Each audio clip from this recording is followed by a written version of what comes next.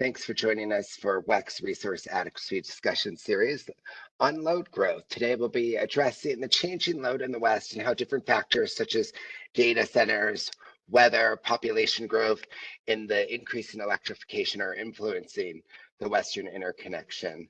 Appreciate you joining us. We'll take a look at the antitrust policy. All WECC meetings are conducted in accordance with the WECC antitrust policy and the NERC antitrust compliance guidelines. All participants must comply with the policy and guidelines.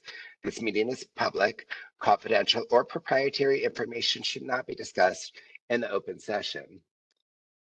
This webinar is also being recorded. It will be posted publicly. By participating, you give your consent for your name, voice, image, and likeness to be included in that recording. WECC strives to ensure the information presented today is accurate and reflects the views of WECC. However, all interpretations and positions are subject to change. If you have any questions, please contact our legal counsel. All right, our next slide is for Chris Raper, who is having the issues getting on to the WebEx this morning. So I will take the time to introduce today's panelist for load growth. We have Phil Jones. He's the Executive Director for the Alliance for Transportation Electrification. We also have Shane Lunderville. He's the Business Development Manager at Grant County PUD. And Amanda Sargent. She's a Senior Resource Adequacy Analyst here at WECC. I'd like to give you each a moment to just give us a quick introduction about yourself. Phil, maybe we'll start with you. Thanks, Travis. Phil Jones. I'm a former commissioner at the Washington UTC, served 2 terms, 12 years, served as president of NARUC and retired from the commission in 2017. Started up this multi-sector nonprofit organization to promote EVs and especially infrastructure and frankly, load growth about 5 years ago. And we're active in about 25 to 30 states around the country. Thanks, Travis. Yeah, great. Thank you for joining us. I appreciate the perspective you'll be able to provide on electrification and load growth. Shane, let's turn it over to you for an introduction. Yeah, Shane Lunderville. I'm a business development manager. We work in what we call a large power solutions group, where we do all the key account managing and do large requests, and where we input into a lot of the forecasting capability and see where we're going to go in the future. And right now, I work for Grant PUD. Of course, we're known as a utility that has 2 major dams on the Columbia. And from that, it's allowed us to have a lot of growth in our area, especially within data centers. So that's the information I'll be bringing today. Thank you. Yeah, thanks for joining us. I appreciate that perspective, especially as those data centers are growing up in your neck of the woods. Let's turn it over to Amanda Sargent, who's a Senior Resource Adequacy Analyst here at WECC. Amanda, welcome. Thank you, Travis. So my background is environmental economics. I worked 5 years at the Washington State Transit Association, and I've also worked on vehicle electrification, like charging sites. And then I've also worked for natural gas utilities on demand side management and energy efficiency programs, and for Pacific Corp on IRPs.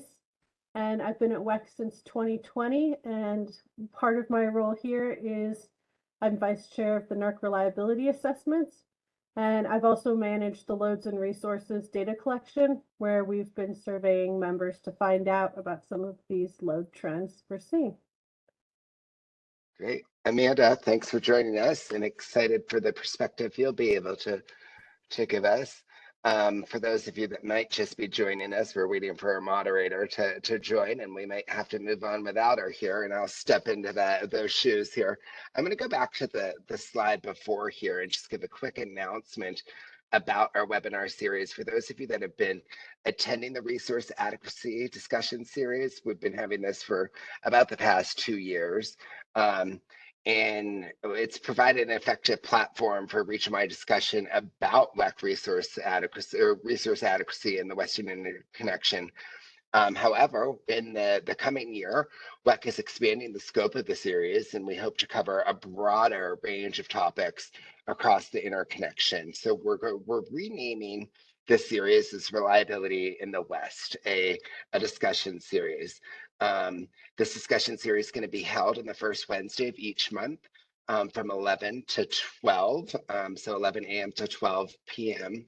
Mountain Time, beginning in February. Again, it's just a rebranded version of the Resource Adequacy discussion series to bring in other discussion topics that are critical across the interconnection.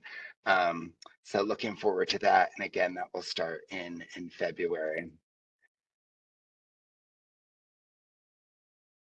And with that, I'm going to take a look and see if our moderator was able to join us. She's receiving errors and it won't let her call in either, so we might just need to proceed with All it. right, we're gonna kick things off. I will step into those shoes. All right. First question is load growth a resource adequacy issue, a transition issue, excuse me, a transmission issue, or both? Maybe we'll start with you, Shane. Yes, and it's both. I'll just start off with that. Looking at both resources and transmission, especially in our unique situation, we are to the point where we're hitting our limits on our resources within our hydro system, and then looking forward within the future. And in addition to doing that, we also need to be able to get the power into our county. And so we're looking at both transmission and the resources on that. And so we see the importance of forecasting, being able to figure out when and where we need to get and how much within the next 5 to 10 years. Great. And Phil, what are your thoughts on that? Yeah, I think it's both. In my work, I really don't focus on the bulk transmission system. We're going to talk about this today, but I really focus more. We're going to talk about load forecasting at the granular distribution level below the substations, sub-transmission substations in the feeder bank. So, but this is getting to be an issue in areas like CAISO, PJM, SPP, and other large RTOs and large transmission operators around the country. The whole idea of load forecasting, I think the RTOs have been seriously undercounting the potential for load growth at the distribution level from behind the meter solar, and of course EVs are behind the meter as well. So it's good to see that CAISO, for example, is heavily involved in California because they're at about 25% right now, Travis, new sales. 25% of new light duty vehicle sales are electric. We're at about 18% in Washington, about 15% in Oregon, lower in the Rocky Mountain states. Utah's coming along nicely. So the issue is, for the grid operator, they haven't had visibility traditionally on those behind the meter resources, BTM solar, now EV. So for situational awareness, reliability, load forecasting, it's important to engage on this. So CAISO, for example, is engaged with the CPUC, the Commission on the High Penetration DER scenarios with CARB, because a lot of this growth in California and elsewhere in other states is being driven by environmental regulations from EPA, CARB, and federal EPA. So I think I'll leave it at that for now, but it's both. Great. Thank you, Phil. And then Amanda, what are your thoughts? Are you thinking both as well? Yeah, and I'm really glad you mentioned the penetration of electric vehicles there, Phil, because I think one of the things I know about from working in energy efficiency, and it's about the adoption of any new technology, is it's going to follow like an S-shaped curve where it's going to start out slow, but we really hit that turning point where it accelerates. And so that's going to play a really important role in being able to have more accurate forecasts, is being able to follow how high those adoption rates are going to be for the sales of new electric vehicles and other kinds of technology that are going to increase electric demand. But one of the other things I would add as far as resource adequacy is it's transmission, it's loads, and it's really also the variability of that energy availability with our changing resource mix. And so how we're going to connect them is going to be critical for the transmission component. Climate change impacts will be important for the weather impacts on load forecasting, and then just having more variability in those types of resources, and when they're going to be available, and managing all of that. Great. So it sounds like things are definitely changing. I'm told, I believe Chris Raper was able to join us as call-in user 3 there. Chris, gonna see if you can unmute yourself and join us there. Yeah, can you hear me? Loud and clear. We're glad you were able to get in this morning. Well, I don't know if it's a technology error, an electricity error, or an operator error, but my apologies for. We all had the error, so we're going with technology. Welcome. Thanks. You guys, I'll chime in. I'm not sure where you're at, you know, with questions and discussion, but I wanted to make sure that each of our panelists had an opportunity as well to kind of give a position, you know, statement of sorts. But I can help chime in with you, Travis. Thanks for getting me on one way or another. Good deal. Glad to have you. All right. Well, we were just talking about whether load growth was a resource adequacy issue or a transmission issue, and both. And it sounds like the general consensus is both. So I guess our next question, talking about the uncertainty of the future load, how accurate can load forecasts in a 1, 5, 10-year time frame be when we don't know how to anticipate drivers like data centers and the changes in electricity use patterns that have been mentioned? Amanda, do you want to kick us off?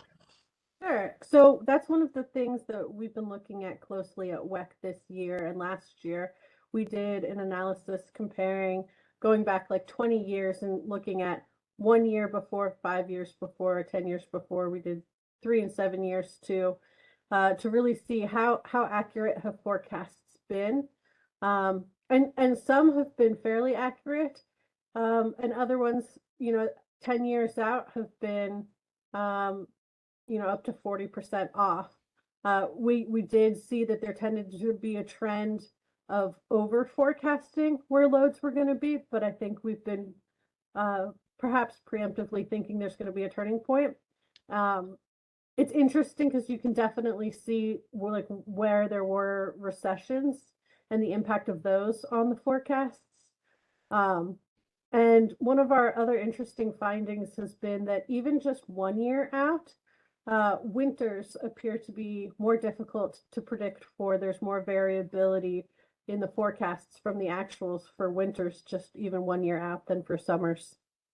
But the other component of that we've been working on at WECC is gathering what goes into different entities' forecasts.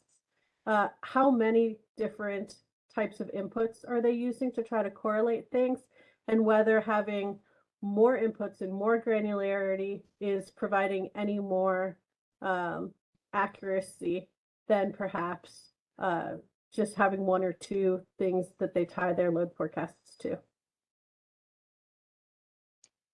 And so Travis, I'll chime in here. This is a very robust, rich topic on load forecasting. And because of the difficulty of this and the challenge of traditional load forecasting, we formed an internal group, utilities only for now, within ATE to look at the most sophisticated utilities around the country and what they're doing with high penetration rates of EVs and DERs, like SCE, Southern California Edison, National Grid, Excel, and others.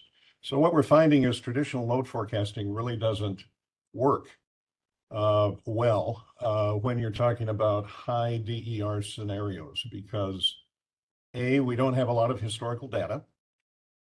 B, the data is not under control of the utility. So it's under the control of the truck, auto OEM. It could be Tesla, it could be somebody else. And then we have aggregators. And we have a whole range of EVSE, charging operator companies, that have data. And of course, they use data for their business model, and they're reluctant to give that up, except under an NDA. Now, so we're having to get around these issues. So I'm going to mention 3 case studies today. One is EPRI. So EPRI has launched a big initiative called EVs to Scale that's trying to match the load forecasts with the distribution topology, not the bulk power system per se, but the distribution level. And this is a very ambitious effort. It's focused first on energy consumption. And then the second phase of this will go to capacity issues, what we're talking about today with RA, resource adequacy. So they've been able to get data from, let's say, Amazon, Daimler, all the big truck OEMs, because when you think about it, the big load impacts and the RA issues are going to be caused by fleet electrification. These big heavy loads, 5, 10, 25 megawatt loads. I know Shane's going to talk about data centers. You know, those are 50, 100, 250 megawatt, depending on the type. But these truck stop corridors could be located in the middle of central Washington, Shane. And I just drove from Spokane to Seattle and I had problems charging. Even my light duty vehicle with a 50 kWh battery. Just think about a truck stop, and if the infrastructure does not work, and the utility cannot supply the power. So anyway, so that's an EPRI effort. The other effort is National Grid in upstate New York. Some of you are aware that last year they did a study looking at the throughways and the highways in upstate New York, 71 sites, very granular, and they looked at the distribution topology as well. In New York, there's a different high voltage, low voltage distinction than here in the West. But anyway, they came up with a very good study. And what they're trying to do now is encourage their commissioners and legislators to allow them to build ahead of need. Because one of the issues with when you think about load forecasting, what's the purpose? What's the purpose? It's to provide both a map, but more importantly, to allow the utility to build infrastructure, whether it's loads at the bulk level or the distribution level or aggregators, or to meet load in an effective and reliable way. And one of the problems, and I'll talk about it more later, is that the trucks, the fleets operate on about a 9-month to 12-month time scale from ordering a zero emission vehicle to delivery in the fleet. Let's say it's Moses Lake where Shane is. So that's 9-12 months. But if you have a whole series of fleets electrifying and they produce a 25 megawatt or even a 5 megawatt load, probably that utility is not ready yet. So, and as all of us on the phone today know, it takes about 3, 4, 5, 6 years to build a substation, major feeder upgrades, 2-3 years. So my point is that you're outside of the general rate case cycle. The GRC cycle is usually 3-4 years. An IRP cycle is 10 years. But some of these loads are going to be coming in 10, 12, 16 years out. So we have to start planning for that right now. So that's what National Grid is doing. And the last one I'm going to mention, Southern California Edison is right on ground zero now, where all these fleets are electrifying light duty vehicles. So they have a general rate case before the commission now, and they've developed a more flexible scenario-based load forecasting technique along with infrastructure, where they call it TE grid readiness, transportation electrification grid readiness, TEGR. And so SCE has put forward, in my view, and the view of many, a very solid case before the commission to justify the building of new substations and new infrastructure ahead of need. Because I'm a former commissioner, of course, and we were very reluctant to either pre-approve investments in infrastructure or to allow utilities to build ahead of need for a whole variety of reasons. And we have used and useful prudency. We have a lot of regulatory precepts that dictate that. So anyway, I just wanted to mention those 3 things: EPRI, National Grid, Southern California Edison. So there's a lot of interesting work going on load forecasting and how it translates into infrastructure. Phil, this is Chris. Before we go to Shane, I was hoping that you would elaborate a little bit, because load forecasting anticipates that you can actually forecast when that load will be on the system, which, as I think Amanda pointed out, historical load patterns aren't showing that. But what about opportunistic charging? How does that impact this? I mean, we can forecast a lot, and businesses of particular types can change how they're impacting the pattern, right? The use pattern.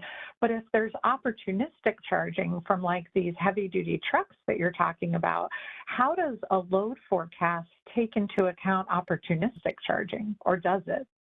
Opportunistic charging, Chris, is difficult to forecast. And by that, we mean where a light duty vehicle, usually light duty, an EV driver pulls into, let's say, a 50 or 150 or 250 kilowatt charger and charges, right, for 30 minutes to 60 minutes. So you don't know when that's going to happen, et cetera. So that's really one of the use cases that is more difficult to forecast. But remember, we have many other use cases. We have residential charging. Probably 80% of the charging today is done by residences. It's not easy to forecast, but it's much easier to forecast, okay? Because the utility offers incentive for off-peak, et cetera. We develop load profiles. The California Energy Commission, the Washington Commission, and others have been developing very good load profiles on residential charging. We have workplace charging. That's easy to forecast, fairly easy to forecast. I would argue that fleet charging, the one that we're really worried about for resource adequacy, is going to be, even though we don't have historical data, we have a lot of information from Amazon, Daimler in Portland, and others about how they operate their fleets. And a lot of work is going on around the country about how fleets operate. Some 7 by 24. They operate 24 hours a day. Some is overnight. So the overnight charging is usually level 2 at about 11 kW or 19 kW. The utility can handle that. But once we get into DC fast charging on corridors, and we're moving to 1 megawatt charging specs in the future. Right now, Tesla, in a recent test run done on its work with Frito-Lay and Pepsi, in California, use 750 kW chargers. That's a big charger. But we're going even higher to 1 megawatt because the fleet's got to get in and out quickly, and they have to deliver their payloads. So I would argue that fleets are going to be fairly predictable. The problem now is we don't have a lot of historical data, right? Because we don't have a lot of fleets in the system. So depends on the use case. And then we need more historical data, but we have a lot of consultants. We have groups like CalSTART, Geotab. We have duty cycle data coming from fleets. As I said in the EPRI initiative, the fleets are really working closely with the utility planners within EPRI to get at these very issues. If real quickly, what was the name of EPRI's EV load forecasting tool that you mentioned? Someone in the audience was asking. Well, the name of the initiative is EVs, capitalized 2, the number 2 scale. So if you just look that up on the website, EPRI EVs to scale, you will get it. There are 2 tools that they're developing. One is kind of a pathway tool, and the other is what they call GridFast. It's like a dashboard. So what they hope to do, it's not developed yet. It's going to be announced in 2 weeks and go public. So keep your eyes open for that. That will be the tool that will allow a fleet operator, let's say in Spokane, to get on the EPRI website and type in their GPS coordinates, the number of vehicles, and et cetera. And let's say they're in a Vista service territory, they would be able to say, hey, I want to electrify 10 vehicles by 2028, 26. What's the capacity of the grid, the feeders, the substations at my depot within about a quarter of a mile? So that's going to be the ability of this tool is to allow, a lot of the commercial people complain about utilities and the interconnection process and how long it takes to interconnect. This should really help if it works, and I think it will on the interconnection process. It will allow a key account or a customer to go to this EPRI dashboard and get it done. Yeah, EVs to scale. Great, thank you. Awesome. And we want to give Shane an opportunity to answer this question as well. Shane, how are these data centers and changes in electricity use patterns impacting public utilities? It really does come down to forecasting. And just to give an idea, we basically have three main forecasts. You have your one for your resourcing, generation, and all that. And then you have one that's for your facilities, right? Can we handle it by transmission, bulk, and even distribution level? And then our third one is our financial, right? How's that all fit and how we're going to pay for it? And so those are the three things that we're trying to figure out, but each one kind of has a unique scenario and how that works and how we forecast for the future.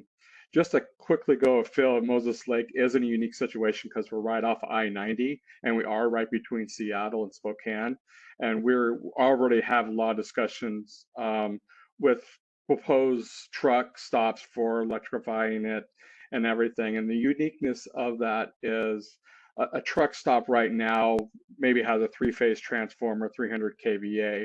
Now we're going to take that one little area that was probably ran by a regular substation of about 25, maybe 40 megawatts, and now we're going to throw 10 megawatts in that same location, which is a little different than an industrial area where you have a data center, new manufacturing, and all that. So that's where the that bulk of the distribution and the transmission is different with that electrifying. So that's really an infrastructure issue in that the resource actually and how we work with those things really comes down to how do we use it. So if they're wanting 10 megawatts, they're not going to use 10 constantly, right? They're going to go up, they're going to charge, they're going to be off hours, going to be on hours. All those things have to be forecasted in that. So I would say forecasting in the uniqueness is the industry itself.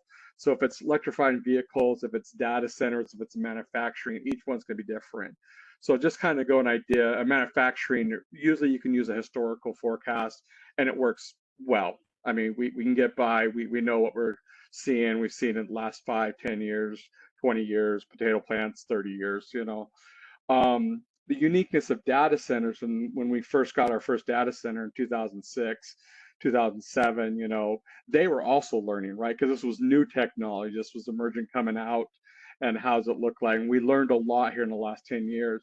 But the problem is as technology changes, and so your profile changes. So even though we have data storage and we kind of got a hold on it for the last 10 years finally with the historical, now we're looking at AI, we're looking at unique technologies coming out, COVID increased applications, right? We're now all have, Office 365 or Google, whatever, it's all online based on what's going on. So we see there's new unique patterns that make it very difficult. And so most data centers say, hey, the best we can give you is 5 years, but we have to go out 10, 15 for transmission and infrastructure. So there's where our issue, and usually we can go out for loads, and we've been high. It's because it's really not necessarily won't get there, because eventually we will. The question is when, and when does it ramp up, and those kind of things, like the curve was being mentioned.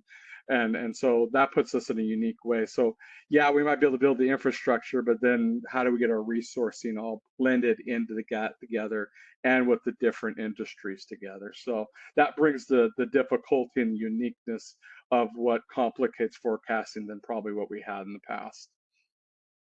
So I think you might have answered part of this when you were just speaking, but to put a finer point on it, because we generally get a lot of state commissioners who dial into these calls.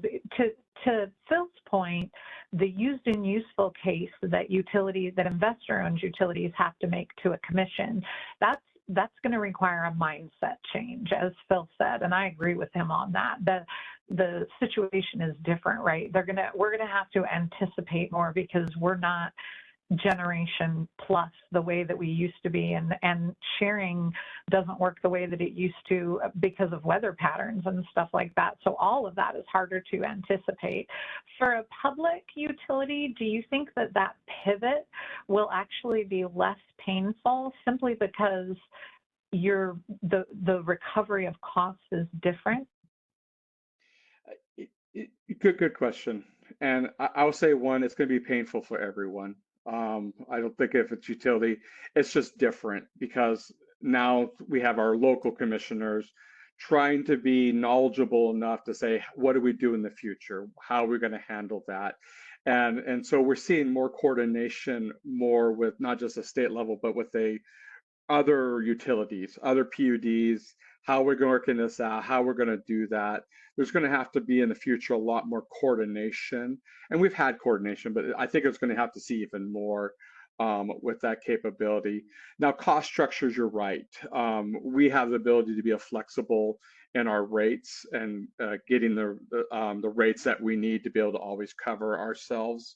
So we can be a little bit more quickly to adjust with those things, and so financially, yeah, we will be in a good place. The problem is our infrastructure. That's really probably a huge issue for us, and then beyond, of course, our resources, because yeah, as you said, our resources are getting harder to get now. Thanks, Shane. So we've talked about how loads are harder to forecast in many cases, and you know, the 1, 5, 10-year time frame. It sounds like 5 is probably the sweet spot, or maybe the long point right now on being able to forecast some of these use patterns or some of these load forecasts. But can use patterns help mitigate the need to build new generation, or can they be that bridge point upon which we can get from here to there without the Western Interconnection being so tight regarding resource adequacy needs? Is there, can use patterns be, well, they can be predictive, but is it something that the utilities might be inclined to implement in order to incentivize to be able to anticipate when the loads are coming or when they need the generation most? That might be a little more convoluted. It's a lot more convoluted than I intended. Well, if you follow. Go ahead, Shane. Yeah, I was have a going lot to to say, on this. you're still basically talking about industry based. Each one's going to be a little different in how. So in use situation, what can we do to not have to build or get generation and those kind of things? And for some areas, yes, it is. We're now looking, you know, the ag world for us. We have a lot of ag irrigation and stuff. They've kind of been same old run things. Now it's like, hey, you know what? We might be able to get some in use forecasting, demand, those kind of things, how we water those, we might be able to say, because that has a variability in the load profile. Data centers are a little more difficult because they're 24/7, they run constantly. The servers are on or they're off. It's not they have a peak in the daytime and then they're off at night, like you will see in other industries or residential and commercial situations where you can kind of maybe fit in some EV at night and things like that. Data centers don't have it. They're constantly running and in that. And so we don't see that variability to be able to do kind of in-use forecasting or helping us provide even, I mean, we'll have maybe some demand response, but it's going to be very limited in that kind of industry. So it really is based on the industry and working with certain large customers on how to do that. But so yeah, forecasting is one way, in use another, but there is some difficulties definitely in the data center world with that kind of technology. Yeah, and I would argue, Chris, that the EVs are the opposite case. And I'd like to, but remember what Shane said about the temporal nature of the load too. I'd like to talk with Shane offline about when they need the power, the sequencing of power additions with generative AI and everything coming on. They're obviously going to need more capacity and consumption. They're going to be consuming more kilowatt hours, megawatt hours. So there is that temporal nature of it. So for example, in some of my member utilities have tariffs or they have programs that allow a mobile generation or mobile generation. They put things are getting so tight in certain areas in the distribution system and the fleets are electrifying, so they have to provide service. So we're coming up with a variety of interim, we call it interim power solutions. So that's number one. Number two is EVs are inherently flexible. So this whole idea, we have a question here on flexible load management. Of course.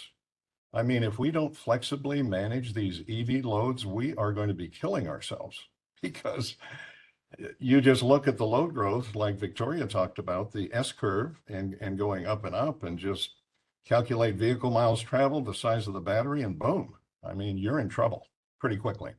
So, for example, the Kavala group did a study for this high penetration DER study for the commission. For Commissioner Houck is the lead commissioner on that. And some of you may have seen the trade press. It said unmitigated with existing TOU, time of use rates for the 3 IOUs in California, it would be up to $50 billion. Up to $50 billion. Are the commissioners going to allow that? No. Are the consumer advocates? No. So we should not even be talking about unmitigated scenarios, in my view.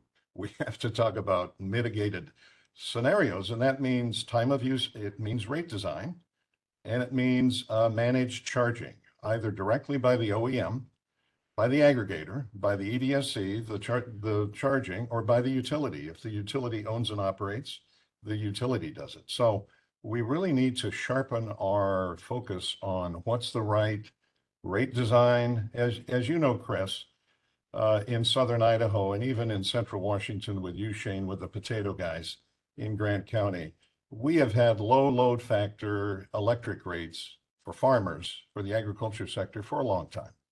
Yep. And it's been kind of amusing to me in this EV industry to see folks like Tesla and the EVSPs come into state commissions and they say, hey, we kind of like this low load factor tariff that was developed for the agricultural industry. And here we have this high-tech industry coming in wanting to utilize a rate design that was made for agriculture, but the concept is the same, right? We need to work with these charging providers when the load factors, when the load utilization is pretty low, and you do that. I'm not going to get in the weeds on rate design today, but you do that, and many utilities all over the country are offering mitigation mechanisms for demand charges, increasing volumetric rates, usually time of use, sometimes coupled to the duck curve or the excess renewable generation during the afternoon in certain areas in the western states. So Portland General is doing that, experimenting with that too. So anyway, we have a lot of good techniques, but we really need to focus on flexible load management and then good rate design, I guess is my point. Okay, I appreciate that. Amanda, I want to give you an opportunity if you have anything to weigh in on this. I'm prepared with the next question too. So, but I don't want to skip you on this one if you had a position that you wanted to share. Yeah, thank you.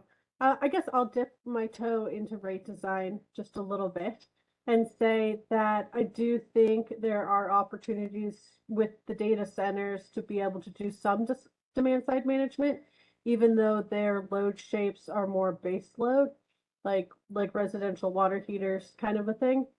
They a lot of data centers have, my sense is, they've shown an interest in having their electricity be carbon free, and that they are looking to possibly build data centers along with some generation resources or batteries. And so if there's an opportunity to incentivize them to also build some of those resources at the same time, then there may be opportunities for them during peak times to call on them for demand response, provided the right incentives. And my sense is that on the commercial and industrial side, there's a lot more, there's large opportunities for scheduling efficiencies that might help with shaving off some of those future peak loads, and that it's easier to incentivize perhaps on that side. And on the residential side, I don't know as much about the ability to influence like electrical vehicle charging behaviors at certain times of day based on incentives, given People need to get to work when they need to get to work and need to pick up their kids when they need to pick up their kids. Thanks, Amanda. So the former regulator in me, and Phil may be having this reaction as well. To change rate design, to change the way that I still do that, to change the way that commissioners allow cost recovery for investor-owned utilities. These are big rocks, right? Those are wholesale changes to some ways that commissions and at least investor-owned utilities have operated for quite a while. That can be done with the right educational tools in place, right, to share what the impact on the system is and why it matters to resource adequacy and reliability long-term for the grid. Are there any other ways, unique ways that load growth can be effectively managed that are unique, or that other places in the country are using that you know of, that would assist us and give us a little bit of a window to allow for that education and the pivot that Phil talked about with, he said 3 to 5 years for a general rate case, but oftentimes it's longer than that. And so it feels like a heavy lift. Are there any different creative ways that can be maximized in the interim? Well, I'd say a couple of things, Chris. The regulatory toolbox, I argue, is pretty broad, and this is for the IOUs. I think Shane's right. For the PUDs and the munis, they can act faster on a rate case, but they have to pay as you go, and they're often cash strapped. And so they're probably going to need some financial assistance from the state, from Department of Agriculture, from the IIJA, either federal or state money, to build out some of this big infrastructure in my view. But rate making is an art and not a science, I would argue. And we've always had subsidies, cost shifts, all sorts of things embedded into rates, C&I, residential, and different things. So this is not anything new. We did it with energy efficiency, obviously. I remember going to public meetings on general rate cases, Chris, and I would have angry people stand up and say, Commissioner, why do I have to pay for the energy efficiency of this person who is wasting energy down the street? And it should be a free market, or I should just pay for what I have as an individual customer. And of course, we've gotten way beyond that. So we socialize, we allocate costs. Now, resource adequacy is a very different issue. So either you use coincident peak or non-coincident peak. You look at your feeders, you look at the whole system. So that is very different from rate design. And as Shane said, based on the load forecast and the data centers and the EVs coming in, we can kind of modulate that without and have interim measures to do it. But yeah, rate design, I think we need to get on with it and get beyond the old precepts. Sometimes you need the legislatures to step in. So in certain states, the legislatures have directed the commissions to look at demand charges for transportation electrification. So in some states, utilities do it on their own. But yeah, sometimes you need a little nudge, Chris, from the legislature to get beyond used and useful. That happened in our state on an Avista rate case where actually I was in the minority. I thought we should do multi-year rate plans going out to 3 years. But the majority, my 2 fellow commissioners, decided not to do that. It was too speculative. We didn't know enough. And it went to the consumer advocate appealed it. It went to court. The commission lost. And so the legislature had to fix that. So the legislature came in and fixed, I say broadly, the used and useful problem, and allowed multi-year rate plans and allowed more flexibility in the rate making done by the commission. So. well, I will not opine on the good or bad nature of legislative actions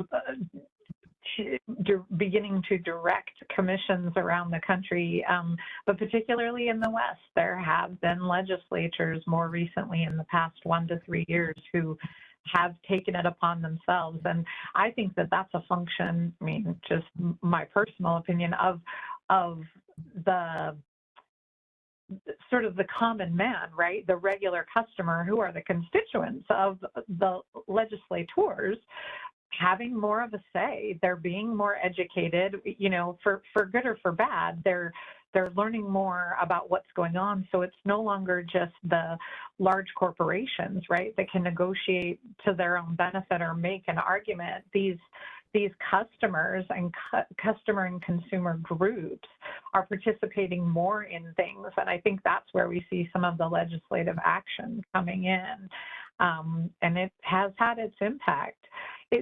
Shane, is there anything that you see, new, different, creative ways that we could deal with these changes in load that would give us a window of opportunity to put into place the other mechanisms?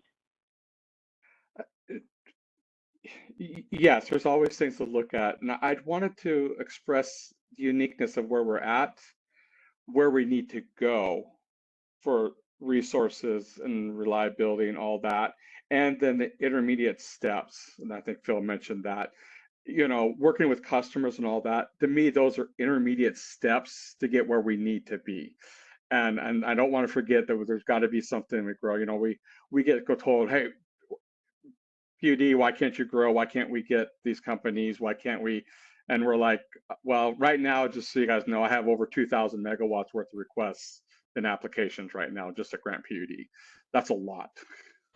And stuff. And it's like that's dams on the hydro, you know, to be able to get that. And so we need to look at that. So in intermediate steps, yes, I believe we can schedule power. We can work with different industries to try to make things fit, to be able to properly use our resources. But there is something that's going to have to get us to the next step, and how to get there. You know, right now we're looking at storage, right? Storage is a great way to keep things consistent, reliable, and stuff. And, you know, one is hydrogen.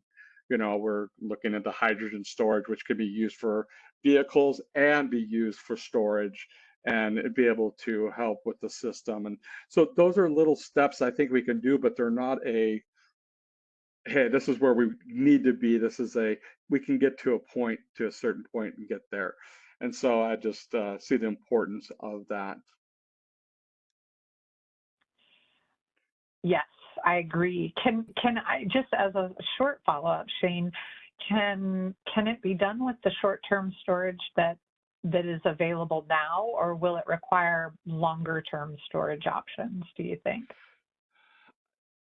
So I think on a behind a meter kind of customer base, we can definitely do some smaller, shorter scenarios, because it's not necessarily just actual usage, it's also what's agreed upon.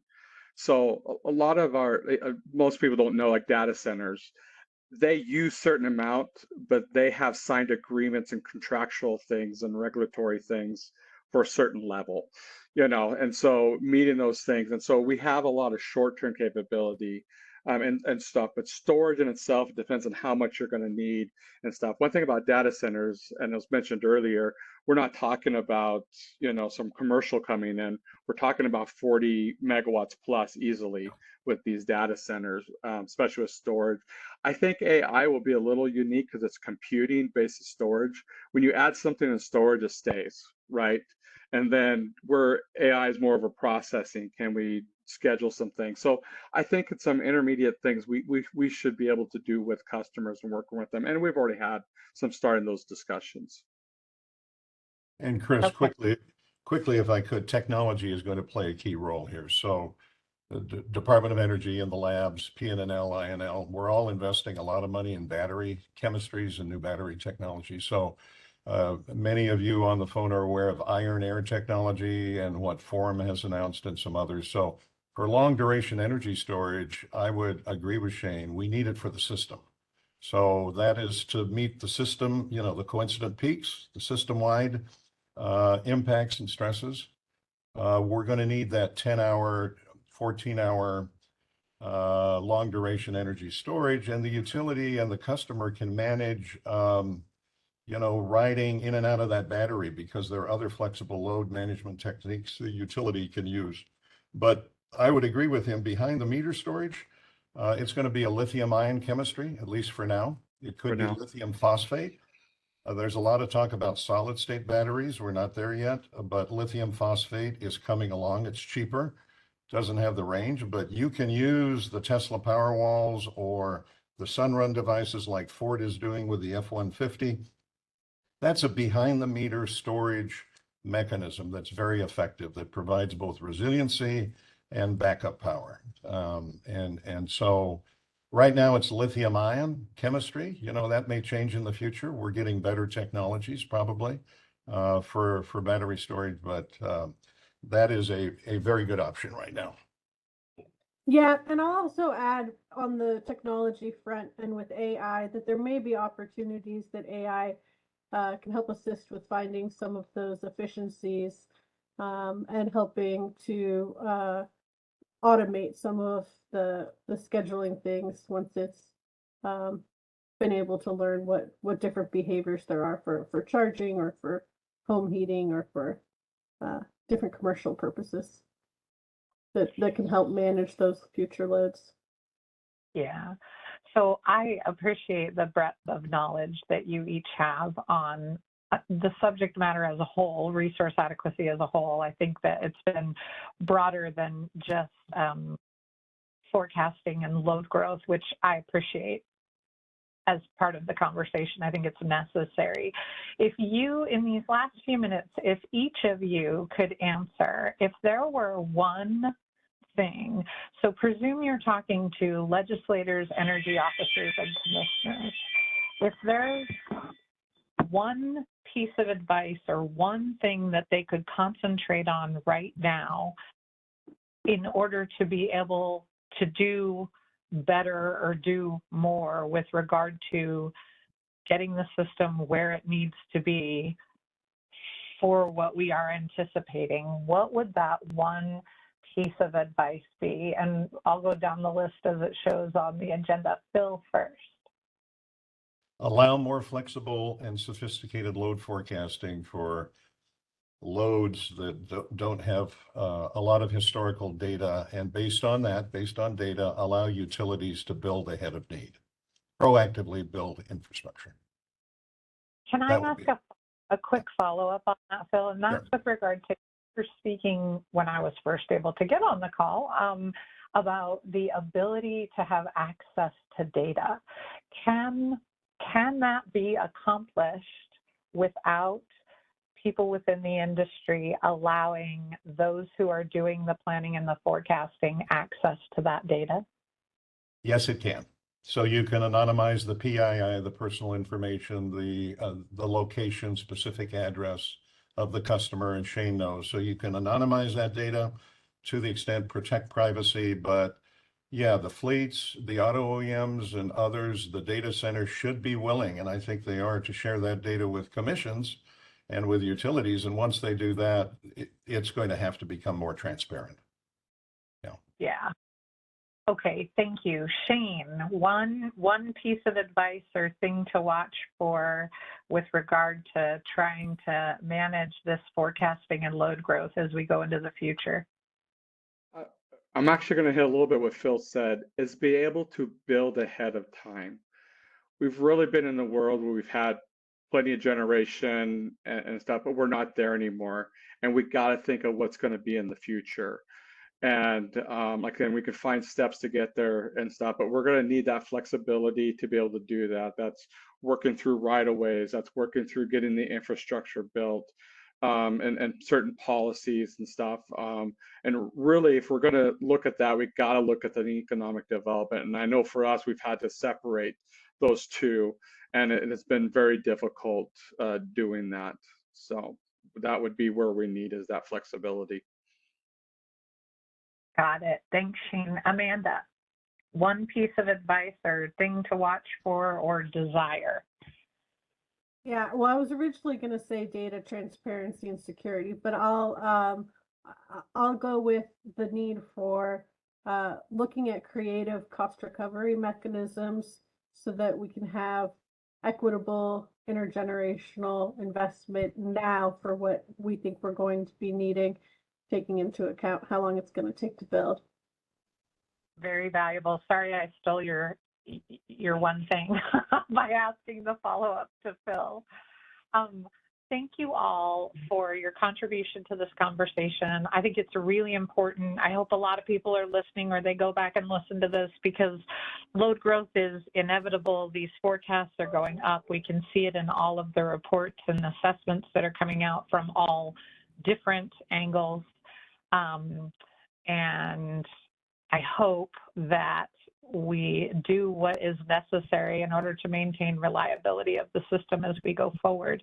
So I'm going to pass the baton back to Travis and also thank Travis for picking up at the beginning of this discussion when I was unable to get on. I appreciate his willingness, ability, and flexibility. It's all good. Chris, we're just glad you were able to join us this morning. Again, that's Chris Raper. She's the VP of Strategic Engagement and External Affairs here at WECC. So we're glad you were able to join us this morning. Want to give a quick thank you to Phil Jones, Shane Lunderville, and Amanda Sargent for joining us this morning. Glad you guys were able to make it. I do want to reiterate that the series is changing to Reliability in the West, a discussion series. So the Resource Adequacy series will now be hosted on the first Wednesday of each month, starting at 11 o'clock Mountain Time. So mark your calendars. We'll be sending out an announcement about this as well. Expanding the scope of the series to cover a more broad range of topics affecting the Western Interconnection. So we'll see you back here in February when the series resumes in a rebranded Reliability in the West conversation.